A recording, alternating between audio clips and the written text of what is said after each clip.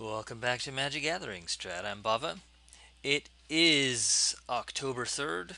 It's Friday. It's time for another Pauper Daily Event breakdown. This is the second. I got such good feedback in the first one that I'm going to keep on doing these so long as they're still helpful to folks. So thanks for your feedback. Please do remember to leave comments, thumbs up, anything of that nature. Comments are preferred.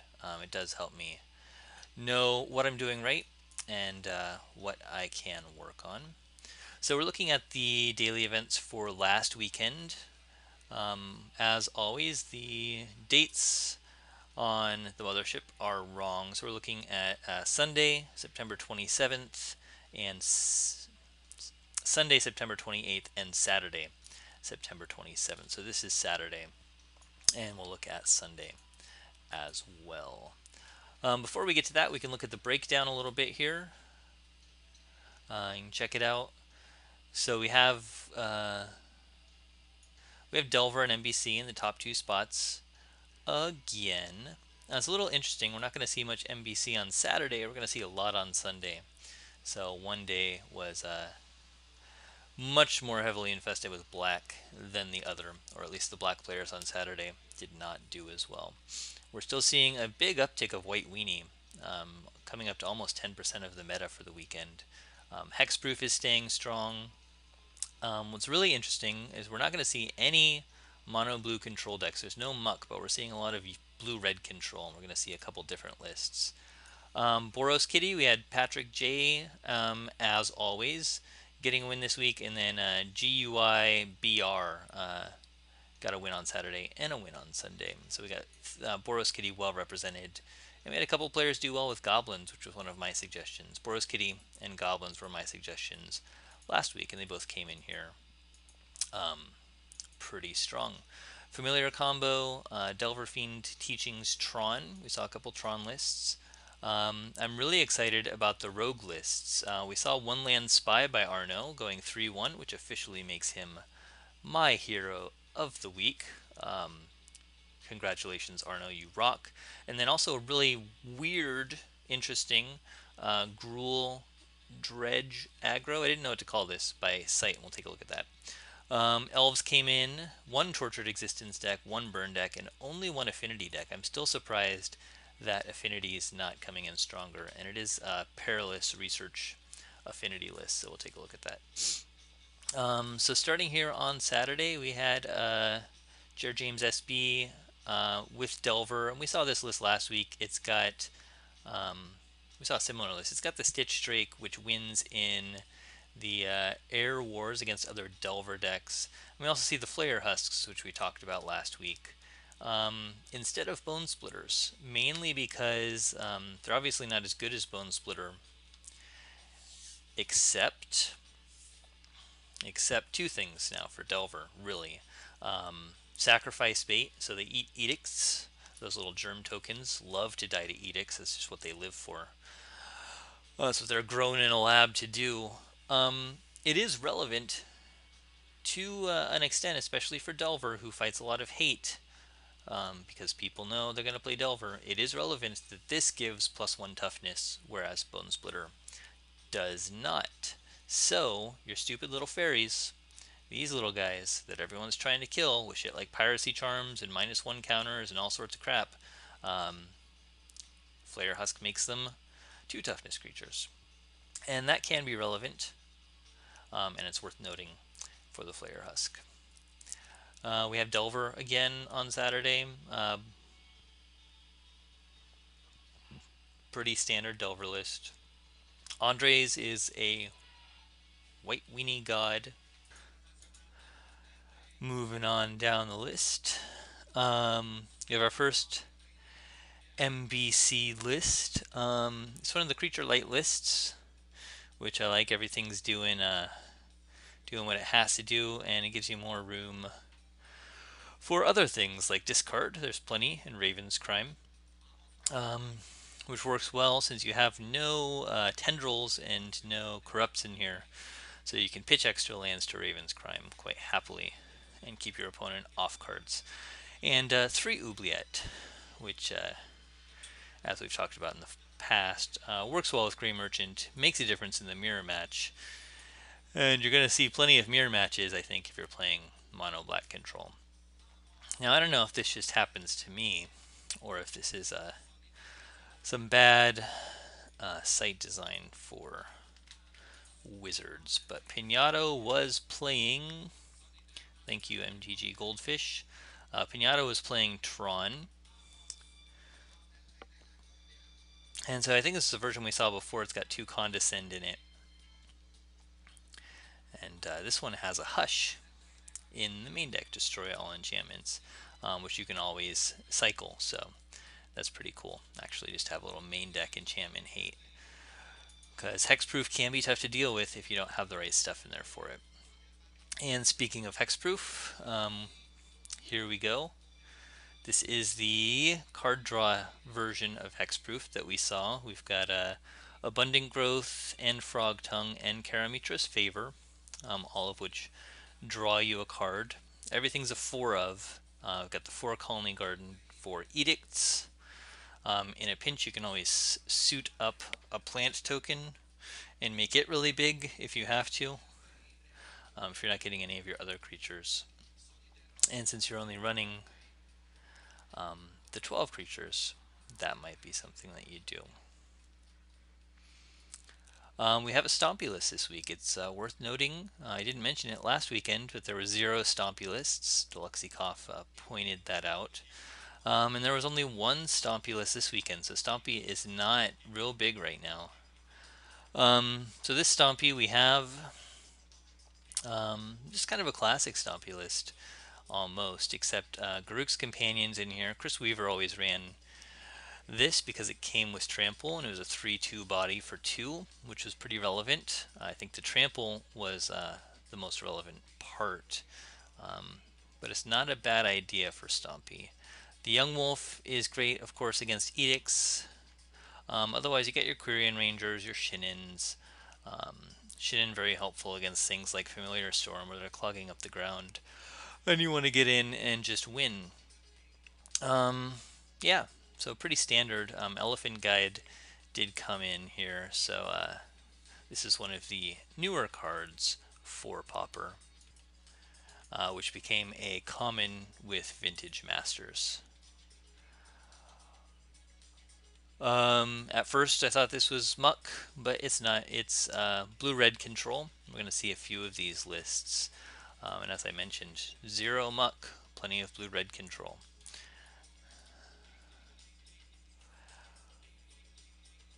Teachings deck. This is one of the creature-heavy decks. Obzen's deck is right down there with his signature 4 creatures.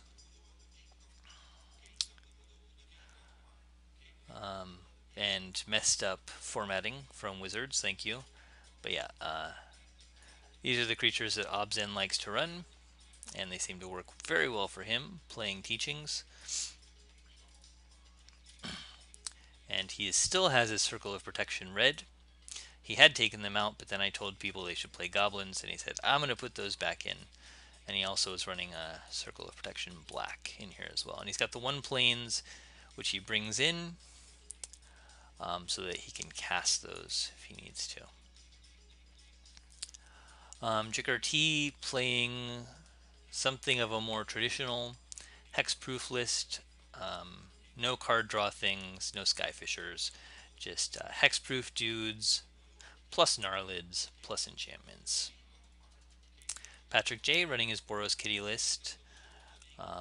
Pretty much placing every weekend with this list. Surukusu running Delver Fiend.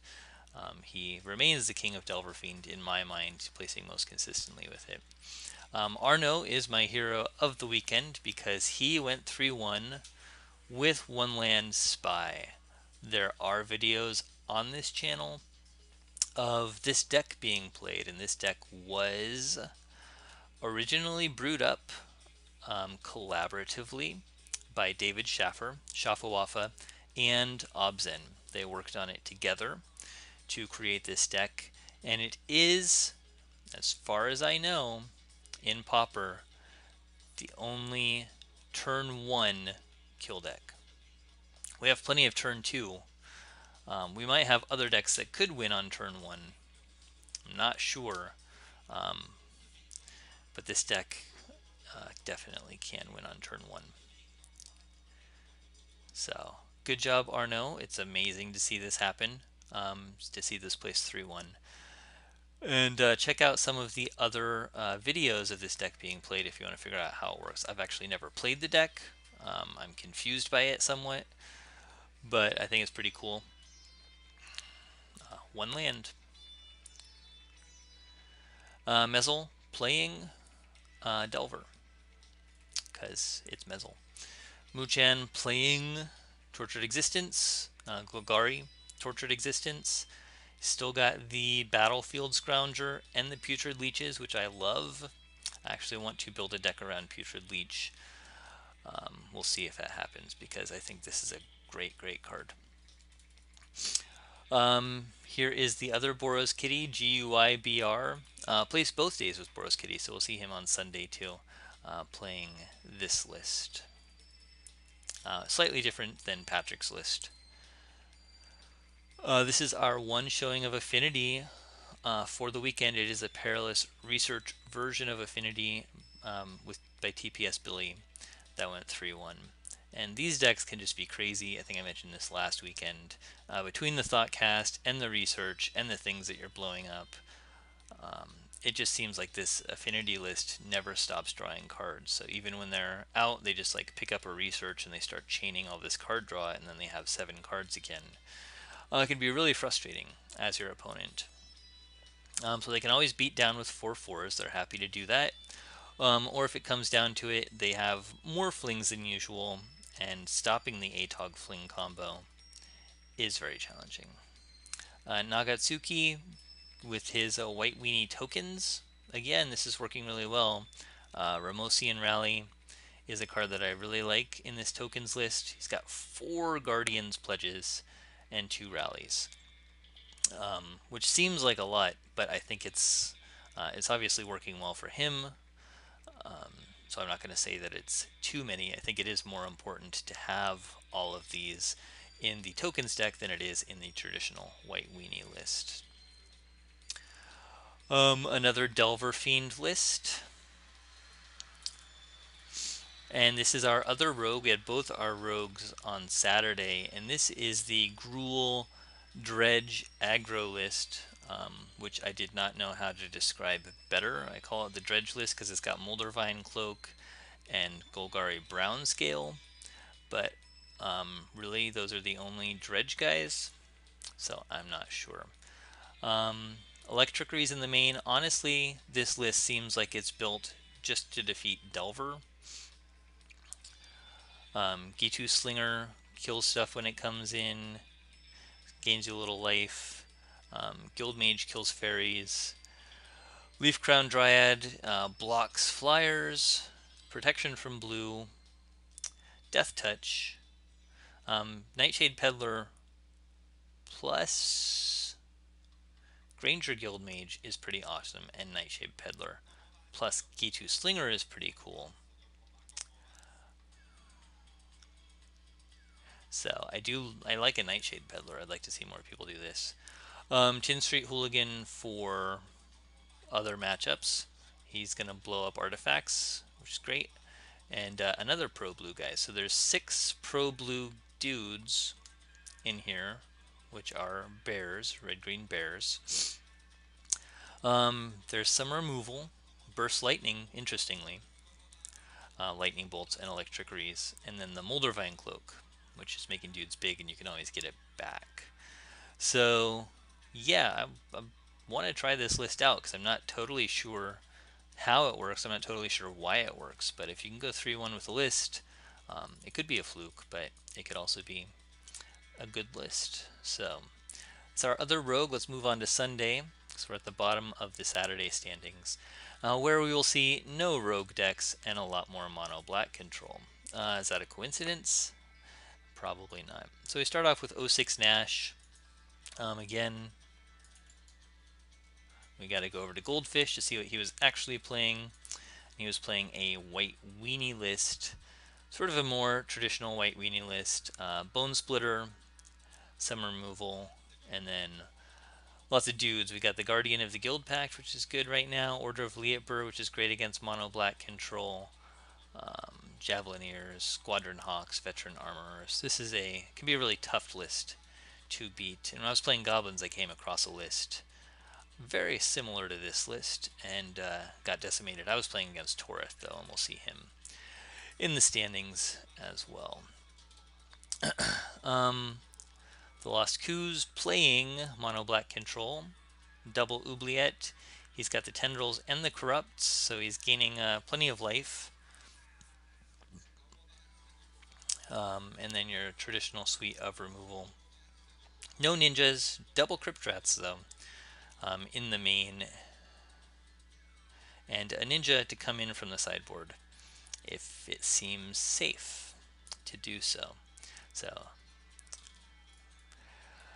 J. Duncan playing mono black control with double Liliana Shade, which does have double black in the casting cost. So you cast this turn 4, you get a Grey Merchant turn 5, kind of a big deal.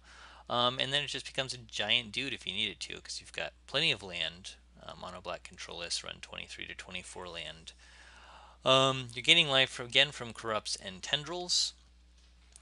Plenty of other removal, Victims, Verdicts, Disfigures, and Chainer's Edict, of course, being big.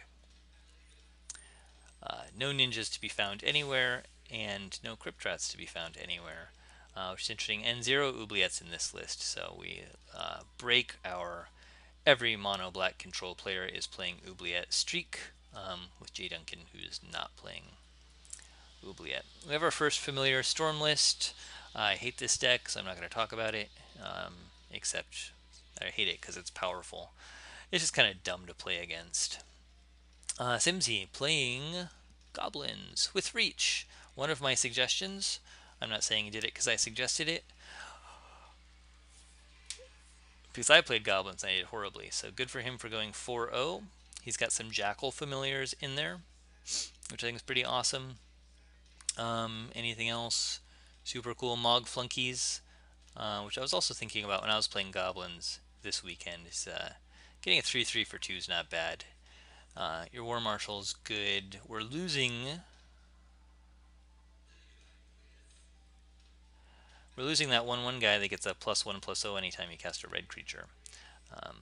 Not in this list, which is an interesting choice. But getting these 3/3s is a better top deck if your guys are getting killed than picking up a 1/1 and hoping you get more creatures. And he's got the reach. With the 8 burn spells, 4 chain lightnings, and 4 lightning bolts, which I think is important if you're running goblins right now. You want to have that reach.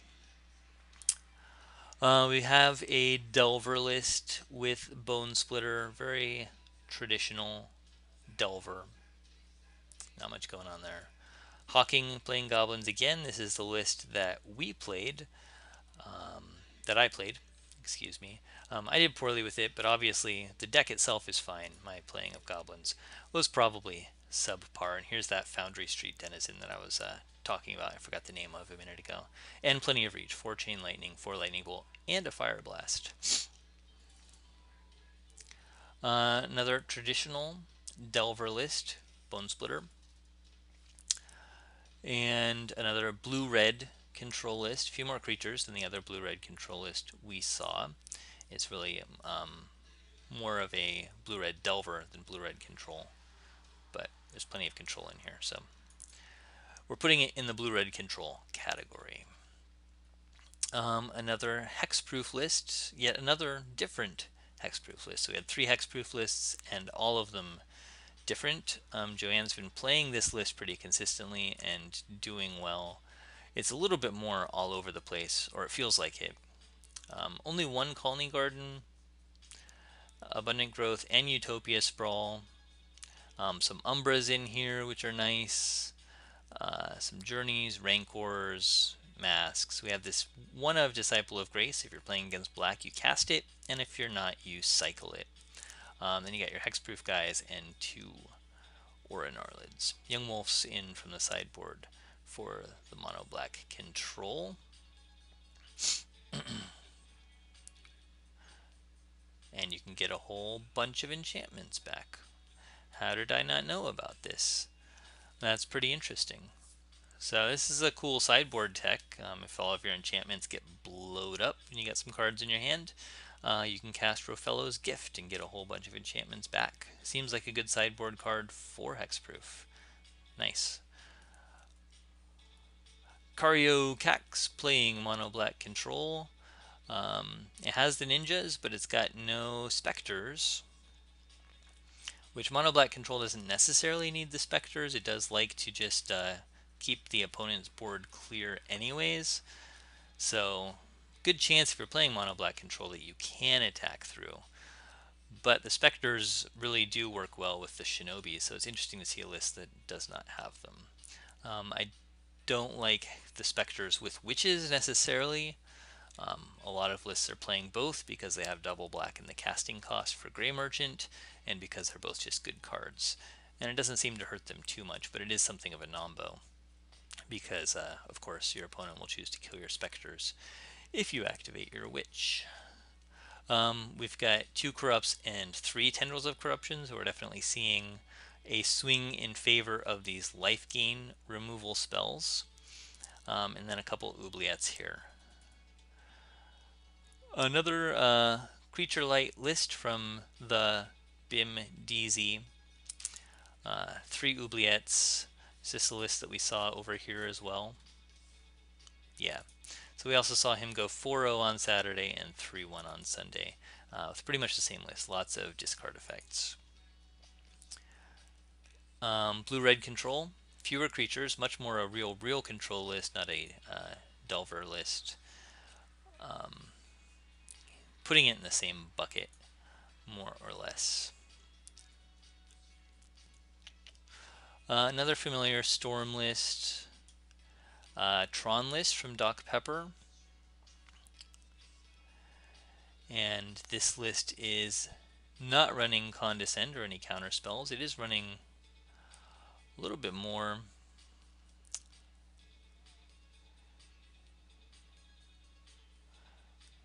I'm just trying to figure this out. I have the thing that's missing is Firebolt. And I have a big question about a Tron deck that's not running Firebolt. Firebolt's a rad card. I just love Firebolt. So, but maybe it's not very useful in the meta. I mean, the way for Firebolt to be great is if there are a lot of creatures with 2 toughness that you want to kill. And if that's not the case, then Firebolt might not be the right choice. But it is interesting to see a Tron deck without Firebolt, because it's usually considered one of the core cards. And to not have Firebolt and have Burst Lightning and Stagger Shock is pretty interesting. The Firebolt's a little bit more expensive, so perhaps this is a budget decision more than anything else. But we have 1 Compulsive Research, 2 Rolling Thunder to finish things off. Fangren Marauder keeps you alive with all of the spheres and the stars and the maps. So kind of a traditional Tron list there. And of course, every Pauper player loves to cast Ulamog's Crusher and crush their opponents. Where we had post lists doing that in the past, Tron has picked up the torch. And when you're playing against Crusher, it can really suck. Jared James SB also broke the Wizard's site, but was playing Delver with Flare Husks and the Stitch Drake. So we saw him on Saturday, and he's playing the same list on Sunday. GUIBR again with Boros Kitty. He won Saturday and Sunday, and Patrick won on Saturday. So pretty good showing for Boros Kitty over the weekend. I do love this deck. I have still never beat Boros Kitty. Toreth, I was one of his victories on Sunday. He smacked down my goblins with his White Weenie list. Toreth is a veteran White Weenie player. He's gotten tons of wins with White Weenie in daily events in the past, and made no exception on Sunday. Elves made a showing one time. Dave Flanagan brought the Little Green Men back and went off with elves. I know that Obzen was experimenting with elves, and I think he took Timberwatch out of his list. He was really focusing on combo elves. And the idea, of course, with combo elves is that you have a lot of mana dorks, and then you get Lysilana Huntmaster and Birchlore Rangers, so that you're getting all these elves and getting mana from the elves immediately with Birchlore Rangers. And the idea is you don't even need to attack, you just get enough elves on the table and then mob justice your opponent for the win, which I kind of like. Otherwise, you can have a Defiant Elf, I suppose, and a Timberwatch get you there. This is not a pure combo elf list, I think, because it's got the 4 of Timberwatch in here, but it definitely, with the 4 Mob Justice and the 4 Distant Melody, and the 4 Springleaf Dumb, is definitely trying to get its combo off with the Huntmaster and the Birchlore Rangers into a Mob Justice. And he must have done it pretty well that weekend because he went 3-1. We've got a straight up burn list. This is a burn list that I like. It's got 4 Searing Blaze in the main. I don't love Needle Drop. I should say this is a list that I like because it doesn't have any creatures in it, and I don't like creatures in my burn lists, especially in the current meta, when your mono black control opponent is going to cast Tendrils of Corruption on them, and you either need to burn your own guy to stop him from gaining life, which sucks, or he's going to gain a whole bunch of life, and that also sucks. So if you're going to run burn, don't run any creatures right now. Do a all spells list. Curse of the Pierced Heart has been a very consistent 4 of in all the burn lists we've been seeing lately, which is pretty interesting. So that's it for our Pauper Daily Event Breakdown video. For more analysis, suggestions, and deck lists and stuff, check out the article, which I'll be putting up today, Friday, October 3rd, on magicgatheringstrat.com. Thanks for watching. Remember to like, comment, and subscribe. It helps immensely. And I'll catch you all next week.